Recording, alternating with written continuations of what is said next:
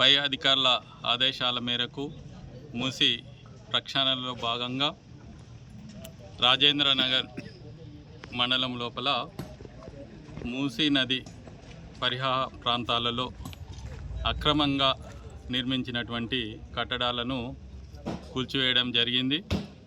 అదేవిధంగా ఇక ముందు ఎవరైనా ఇట్లాంటి అక్రమ కట్టడాలు కడితే కఠినమైన చర్యలు తీసుకోబడుతుంది.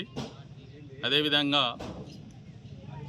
ప్రజలకు తెలియజేయడం ఏమనగా ఇలాంటి ఆక్రమణ చేసినచో వారు ఆర్థికంగా కూడా నష్టపోయే అవకాశం ఉంటుంది. కాబట్టి దీన్ని ప్రభుత్వ స్థలాలను కానీ మూసీ నదులను కానీ చెరువులను కానీ పరిరక్షించుకోవాల్సిన బాధ్యత మనందరిపైన ఉంది. కాబట్టి ప్రతి ఒక్కరూ దీనికి సహకరించాలంటని చెప్పేసి కోరుతా ఉన్నాం. వీళ్ళకి నోటీసులు ఏమని ఇచ్చారు సార్ కూల్చివేతలో?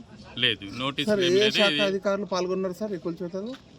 ఈ కూల్చివేతలో రెవెన్యూ సిబ్బంది, అదేవిధంగా పోలీస్ సిబ్బంది, జిహెచ్ఎంసి, అదేవిధంగా ఏఈ మూసీ సంబంధించినటువంటి ఇరిగేషన్ వాళ్ళు, అదేవిధంగా జిహెచ్ఎంసి అధికారులు ఇక్కడ పాల్గొనడం జరిగింది. ఎన్ని కూల్చివేతలు చేశారు సార్ ఈరోజు?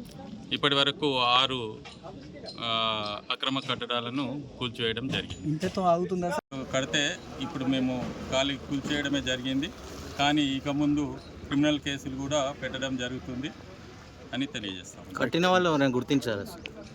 కట్టిన వాళ్ళను ఇంకా ఎవరిని గుర్తించలేదు. ఒక షెడ్ అతను వచ్చారు, వారికి చెప్పడం జరిగింది. Okay right. ఓకే.